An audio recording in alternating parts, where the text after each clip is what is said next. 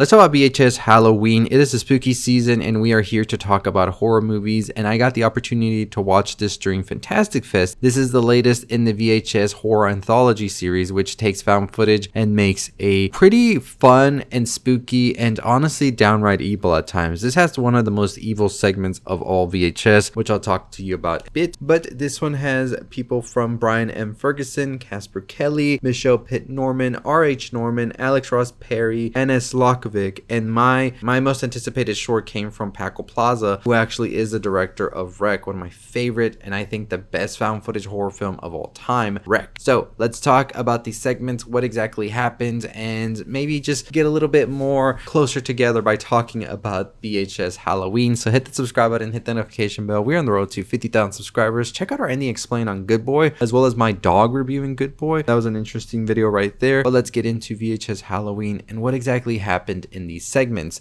So the overall segment throughout was Diet Fantasma. As we know, VHS always has a segment that is intercut between all of the other ones, and you don't get the full story until the very end. And in this case, this was directed by Brian and Ferguson, in which we see in the late 80s that there is a corporation that are planning to launch a new soda product called Diet Fantasma, and they bring in multiple subjects to try in this product before hitting the shelves. And this is where things get a little bit tricky, because we realize that this soda actually contains ghosts, spirits, demons, whatever the case may be. Phantasma, of course, phantom, so something dark shit's going on here. You see that all of the subjects that take the Diet Fantasma throughout the whole segment, throughout the whole film, eventually meet grisly demises, whether that's from them becoming violent or their heads exploding, catching on fire, things like that. And I think it just showcases just how much corporations are willing to sacrifice just so that they can make some money at the end of it. And I thought it was a very fun sort of classic type of short that we see here with Diet Fantasma that takes me back to a lot of old school 80s, maybe 90s and things like that vibes, but also showcases some very crazy like work with the prosthetics and all of that. Now the first short that they showcase is Coochie Coup, directed and written by Anna Slokvik. This actually follows two high schoolers, Lacey and Kaylee, who are still deciding to go trick-or-treating for one last time, even though some people might say they're a little bit too old. As the girls go on their last trick-or-treating adventure, they begin to really get a bit rowdy. Eventually, a trio of boys tell them that the mommy will actually get them because they are old. And we also hear Kaylee talk about a friend that actually went missing that was dressed like a cheerleader last year, although the other friend just completely blows it off. They soon come across a house that has appeared out of nowhere, and they decide to go in once a woman decides to offer them candy. Once inside, however, they discover that they are now trapped by the mommy, who has now left a bunch of weird things for them to find, including milk trails and baby fetuses. This one got off to a pretty dark start, honestly. We see that they find three different people, one of them including the friend that they had that mysteriously disappeared last year, as well as two others that are now in the form of babies with very distorted faces. Throughout this whole ordeal, the girls are trying to find a way out, and they actually come across the story of Mommy, who was actually a woman who became pregnant after an assault, and thus she decided to take herself out in a child that was unborn in order to escape this. We now have Mommy, who has beckoned people to become her children now, including these two girls and the three other individuals in the home as well. Eventually, we see that they have succumbed to Mommy as Mommy sings a lullaby to not just her three children she had, but now all five, including Lacey and Kaylee, as the short ends. I thought this was a very disturbing short. I think that the backstory and everything for Mommy really gives it such a darker meaning. And you know, I don't think there's much more of a meaning here than just a vengeful spirit that became vengeful due to a traumatic event, which is usually what we see from a lot of like ghost stories and things like that. And we could sit here and maybe say that this is sort of showcasing the cycle of abuse that continues to happen. But the next short is going to be Ut Supra Sic Infra, which of course translates to as above so below, which showcases that a violent massacre massacre has occurred during a party, and one of the people that survived is being questioned by the police for being the sole survivor. We see that this sole survivor actually went with his friends to a house that actually belonged to a supposed psychic. Upon entering, they discovered that there is a telephone in the center of the room, in which we see the sole survivor also finds the writing Ut Supra Sinc Infra, which means as above so below, and he reads it out 3 times. Then the phone rings, and despite the people warning him not to pick it up, he decides to do so, and he begins to convulse as we see the video ends. Eventually, we see that the police and investigators decide to take the sole survivor back to the home in order to recount what happened, and we see the investigators meet the same fate as his friends did as well, where they are taken to the ceiling, and then we see their eyeballs are taken out, and pretty much does the same to everybody else. I think we pretty much are supposed to believe now that this psychic wasn't a supposed psychic. They were indeed a psychic and conjured up something very dark here that continues to feed now, and it is sort of like an opening to this realm that brings out these malevolent spirits, demons, whatever you want to call them, in order to do these dastardly deeds. I thought that this one was very interesting, and it definitely opens up the conversation to maybe there's potentially more we could see from here. Maybe, right? We'll see. But the next one is called Funsize, directed by Casper Kelly. It showcases 4 friends, Lauren, Josh, Haley, and Austin, as they are leaving a Halloween party that didn't have any candy. So it's a little bit of a bummer, right? So they decide to go get some trick-or-treating done to get some candy, as we see that Lauren and Josh are actually celebrating an engagement, but Lauren tells Haley that she is having second thoughts about this. They come across a bowl of candy that tells you only take one, but we know we don't only just take one, right? I don't. I take a couple, but I don't take the whole basket like some people do. But they are confused by these strange candy names, and also by a weird chocolate bar that when I saw it, I was like, oh bro, here we go. But eventually they decide to get more of them, and this is when things go bad, because when they take another piece of candy, even though the warning said take one, a hand comes out of the bowl as it comes to life and swallows the 4 of them.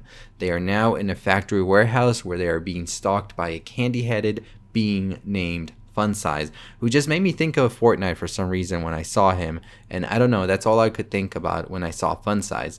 They try to escape, but eventually we see that they are turned into candy, and now we know that some candy looks the way it does because he obviously makes candies out of people. Only one friend seems to escape, but that is until Funsize materializes in front of her and kills her. By the end of it, we see that 2 children are taking candy from the Funsize bowl, and one admits that he actually took 2, as the being comes and attacks the mother. So I thought that this was a very fun short. It definitely feeds into what Casper Kelly has done before. If you want to go check his work before, it definitely makes sense. And I really enjoyed this one. I thought it was fun. I thought it was very spooky Halloween-y, and I really liked it. I think Funsize is an interesting character, even though he reminds me of a Fortnite character. That just might be Fortnite's fault for doing a lot of characters that look like that, but nonetheless, it was still a fun short, and I really enjoyed seeing it play out. Maybe the short is trying to showcase don't bite more than you can swallow, maybe, I don't know, because we saw that one of the characters wasn't ready to get married but still decided to do it, and then ultimately regretted it. Maybe you regret taking that second piece of candy. I don't know, that's what I got from it, but let me know what you think about it down below. The next one is by far the darkest I've seen in VHS history, besides maybe the cult one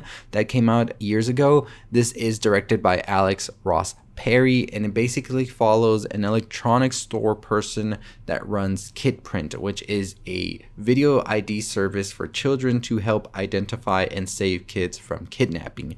This then happens with the whole epidemic going on in the town, where a ton of children are going missing and showing up dead, and so the guy wants to protect his 2 daughters and wife as well as other children, right? So while he's at a Halloween gathering, he is informed by a mother that a young girl has gone missing, and the police ask him to go back and get a video of the young girl that is missing. But when he arrives at the video store, he discovers that there are tapes that are playing that showcase several of the missing children being tortured and begging for their lives. He discovers the young girl Maria, but then is attacked by Bruce Dittman, who was actually one of his employees.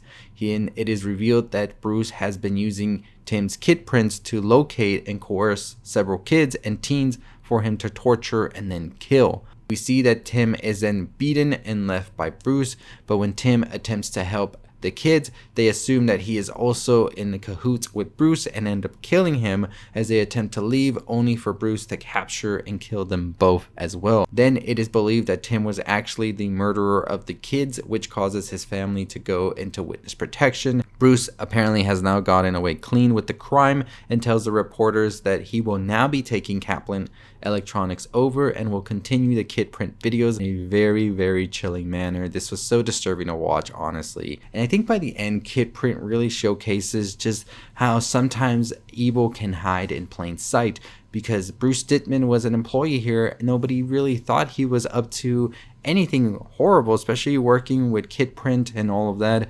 And I think it just showcases how sometimes the people that are supposedly there to protect you and all of this and aren't meant to cause you harm can actually be the main ones that are causing you harm. And I thought it was such a great and interesting piece here from Alex Ross Perry. I think when you really put Bruce in the room with the kids and showcase just how detached he is to all of this going on and is just very much so enjoying the torture he brings onto these kids and just like laughing and being happy about it, it really made this one be so dark, and it really sent a shiver down my spine watching it, especially compared to the previous ones, which, don't get me wrong, are dark in their own manner, but I think this one showcased the like torment and the torture and the violence towards the children in such a gruesome and cold manner. I think Alex Ross Perry really showcased how to do a true like cold horror movie, as this movie was KidPrint.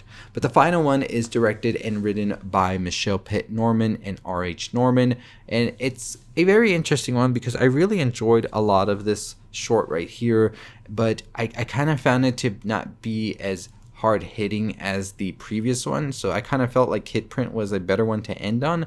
Still, I think Home Haunt is great. It basically follows a family that consists of the father Keith, the mother Nancy, and Zach, the son, who have had a tradition of running a homemade haunted house in their home every Halloween.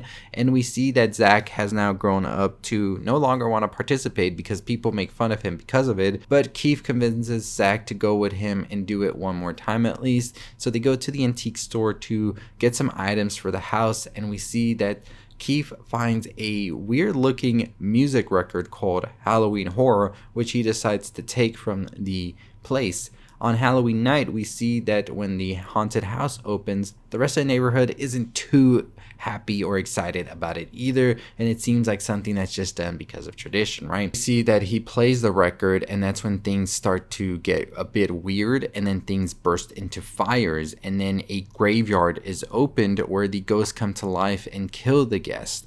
We see that everything they have planned for this haunted home takes life, and it turns dark pretty quick, including a dungeon where somebody is being tortured and a maniac is there just torturing them as well. Also, a witch that they made for the haunted home has come to life and begins to kill everybody, and the family tries to escape, but we see it is futile. The witch has proceeded to massacre more people out in the real world as she escapes, and the entrance of the house, which is a giant demon, suddenly comes to life, and it seems that we got a kaiju on our hands now by the end of this one. So I thought this one was a ton of fun. It was so interesting. I love seeing sort of like the haunted home come to life and take revenge on everybody. But the whole kaiju thing got me so disappointed we didn't get to see it ravage through the town. But still, Home Haunt was a very fun time. There wasn't much to explain here besides, I guess, like traditions and things like that, and maybe how traditions sort of get lost. Am I trying to reach too much? Maybe, I don't know, but I had a good time with Home Haunt. I thought it was one of the more fun ones. But overall, I enjoyed VHS Halloween. I thought a lot of the segments were fun. I thought that they were very crazy with the gore that happens here. It definitely left me wincing a bit. Let me know what you think about them in the comments down below, if you're excited for the next one as well. What do you think could be the next theme? I don't know, but I'm excited. I always love VHS, and I cannot wait to see the next one. But as always, that is going to do it for me. Hit that subscribe and notification bell on the road to 50,000 subscribers. Let's get to it. As always, stay safe, stay positive.